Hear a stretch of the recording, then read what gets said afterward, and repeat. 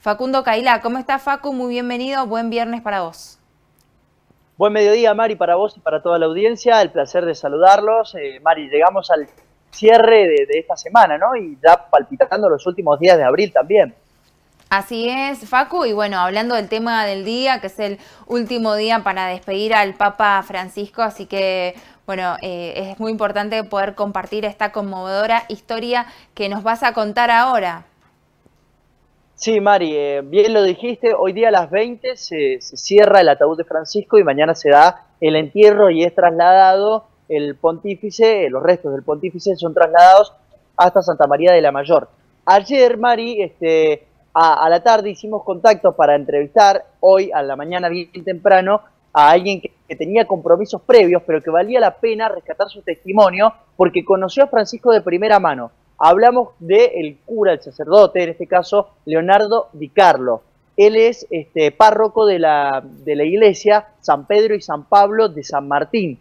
Allí habitualmente suele dar la misa de los días domingo y es obviamente donde vive. Nos recibió en su casa, literalmente en su casa ubicada allí en San Pedro y San Pablo de San Martín, y tiene una historia con Francisco, que esto es lo que nos une y nos hace contar su testimonio. Él lo conoce a Francisco ya desde hace un par de años, coinciden en el refugio en donde se iba a quedar Francisco, en la casa donde se iba a quedar Francisco cuando viajó al cónclave después de la renuncia de Benedicto XVI.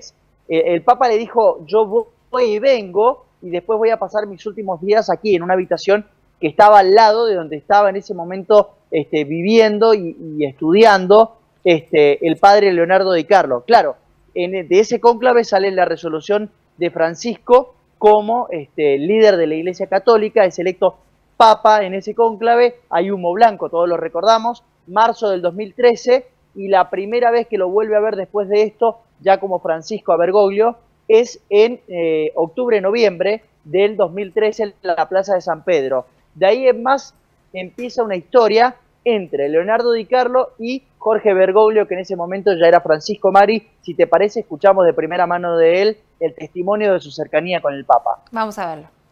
Gracias por recibirnos. Muchísimas gracias, un honor que estén aquí. Bueno, primer contacto con Francisco, ¿cuándo fue? ¿En dónde fue? Me siento un agraciado porque tuve la oportunidad de conocer a Francisco en mi etapa de formación, podríamos decir de posgrado, la maestría en bioética en la UCA. En varias ocasiones pude compartir con él la Eucaristía, siendo arzobispo de Buenos Aires, un hombre muy lúcido, muy claro, que a todos los sacerdotes jóvenes nos ilusionaba conocer.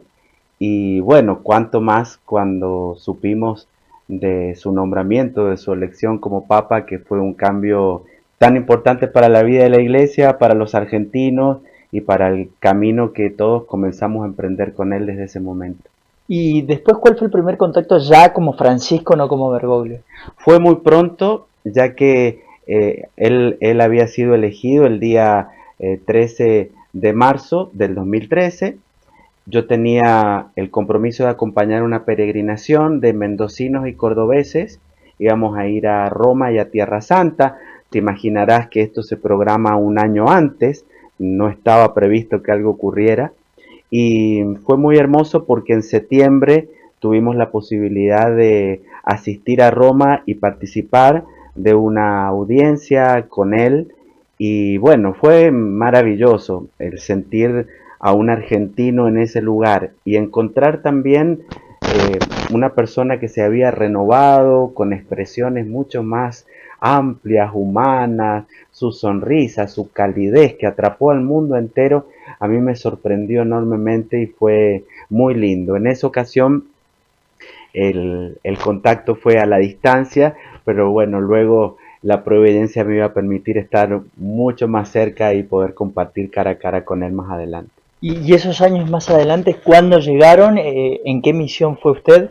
Puntualmente en el 2018 yo comencé a trabajar en el CELAM con motivo de espacios que buscan acompañar a la dignidad de la mujer, la pastoral de la vida, el duelo después del aborto, aprovechando un poco la experiencia de haber sido médico ginecobstetra antes de ser sacerdote, permitió que comenzara a integrar un grupo de personas, sacerdotes, laicos de distintos países, una red a nivel de Latinoamérica, que tuvimos la oportunidad de viajar y compartir una misa con él.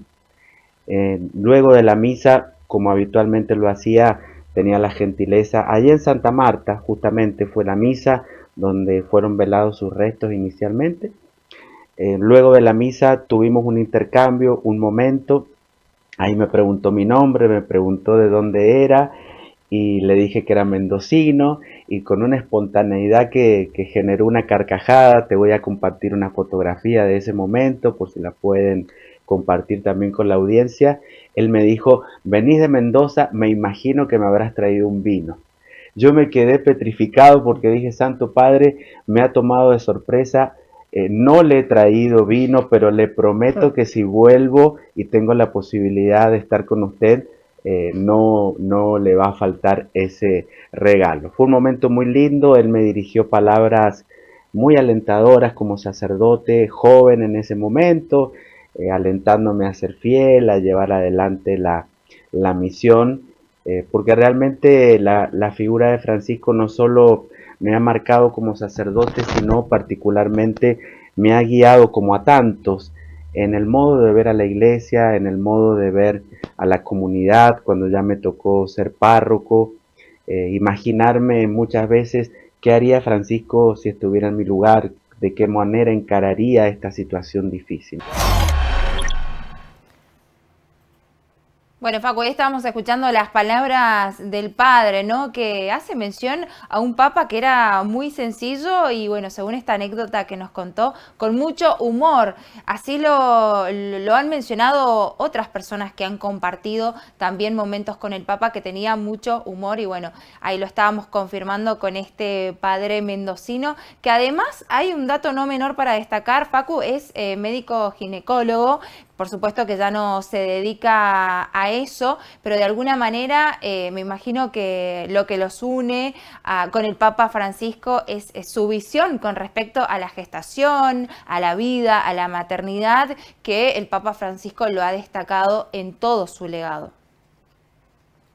Mari, fuiste realmente oportuna porque en este inicio de la charla con él, ahora vamos a compartir la segunda parte, pero en este inicio él remarca el principio de la anécdota, el vino que no le llevó, y él marca que es gineco-obstetra, porque su trabajo, junto a comprobar el lazo y el vínculo en el inicio del proceso de la gestación entre la madre y el bebé, hace que vuelva a visitar al Papa Francisco, y allí es donde se da el término de la anécdota, que si te parece lo compartimos. Vamos a verlo. Y el próximo encuentro, ¿cuándo fue? ¿En dónde fue? También ahí sí, en Roma. El encuentro fue muy reciente, en octubre del año pasado.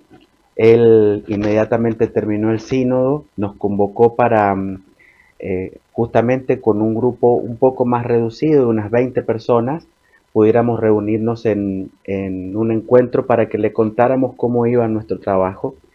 Y bueno, allí pudimos hablar cara a cara, en un momento hablando del tema de la vida, de la concepción. Él dijo, bueno, he sentido que existe un diálogo entre la madre y el bebé desde el inicio de la gestación, y yo me animé a levantar la mano, le dije, Santo Padre, esto que usted está diciendo tiene una evidencia científica, porque justamente el tema de mi maestría fue ese, analizar cómo el bebé, el embrión, se conecta, se vincula con la madre desde el momento que comienza su existencia. Él lo escuchó muy atentamente, me dijo muy interesante lo que has dicho y me va a servir para defender la vida siempre, ¿no? Bueno, un gesto de un diálogo que te imaginarás guardaré en mi corazón para toda la vida. Y al final, nuevamente, ese momento de saludo. ¿Se acordaba de la ocasión anterior en donde faltaste con el vino? Se lo hice acordar yo, porque imagínense que él ve pasar a mucha gente, pero le dije, Santo Padre, yo soy el mendocino que alguna vez llegó aquí sin vino, pero aquí le he traído un regalo de parte de todos los mendocinos. Bueno, lo recibió con muchísima alegría, me dijo cuánto quiero Mendoza, y bueno, volvió a alentarme en la misión, y bueno, fue muy lindo porque al terminar el encuentro, él se quedó en la puerta de una sala muy particular para audiencias privadas y nos fue saludando uno por uno hasta que se cerró esa puerta y bueno, luego tuvimos la oportunidad de volver a verlo en la audiencia.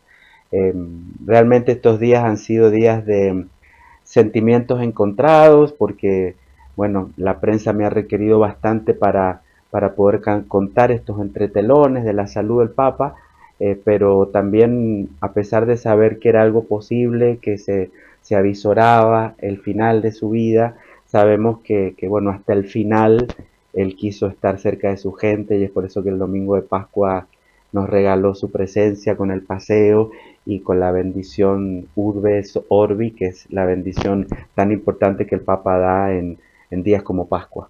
Definir los cambios de Francisco para la Iglesia llevan tiempo, ¿no? De explicar, pero ¿cuáles fueron los hitos más importantes para usted que pudo implementar? Los cambios principales en estas cuestiones que muchas veces tienen que ver con el tema de los géneros, con la apertura de la homosexualidad, con acercar también la Iglesia a África, a Asia. Bueno, muy interesante, veo que estás muy informado y empapado porque prácticamente la pregunta has hecho una síntesis.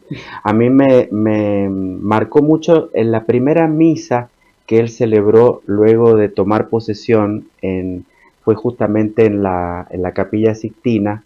Él habló de la iglesia que él soñaba como un hospital de campaña. A mí, lógicamente, como sacerdote y médico me tocó mucho porque yo dije, claro, un hospital en una guerra, en un lugar, recibe a todos, no distingue quién está primero o segundo, todo el que necesita alivio se recibe. Me llegó mucho porque luego, años después, él iba a retomar la idea y nos dijo allá por el 2017-18, hay que ampliar esa tienda de campaña, ¿no? Y dijo que prefería una iglesia que por hacer se lastimara a veces en el obrar por el bien de la humanidad antes que estar recluida, decía él, puertas adentro esperando que las personas lleguen. Creo que ha sido un papa de imágenes, de símbolos, de palabras que han permitido que muchos que estaban lejos se sintieran contenidos y también animarse a romper barreras con los más pobres, partiendo con su propio testimonio que ha sido tan contundente, ¿no? Creo que nos ha regalado una iglesia que está en camino de una apertura y una iglesia que quiere seguir un poco estas huellas que él ha dejado. Muchas gracias. Un placer enorme y gracias a la audiencia. Bueno, Facu, ahí estamos escuchando las palabras finales de este padre mendocino, en donde se lo ve muy conmocionado y se muestra también un vínculo, una relación muy fraternal, que es la que ellos tenían, y por supuesto mencionándonos a un Papa Francisco que ha sido muy sencillo, como lo hemos hablado, compartido en otros momentos también. Sí, Mari, un Papa que estaba pronto a jubilarse. Ya había cumplido los 76 años cuando como cardenal tenía que viajar a Roma para justamente ser parte del cónclave que iba a elegir al sucesor tras la renuncia de Benedicto XVI y ya había pedido la jubilación, se la iban a aceptar, iba a vivir en el mismo lugar en donde estaba viviendo Leonardo Di Carlo, donde lo conoce al padre mendocino y que él mismo lo marca, creo que fue la primera parte de la entrevista, el padre Di Carlo mendocino remarca el hecho de un papa vitalizado, un papa con una energía distinta, el hecho de haber sido elegido, obviamente, como el máximo referente de la Iglesia Católica, le dio una inyección anímica importantísima a Francisco y ese carisma, ese corazón y esa espontaneidad que terminan conquistando al mundo, ¿no?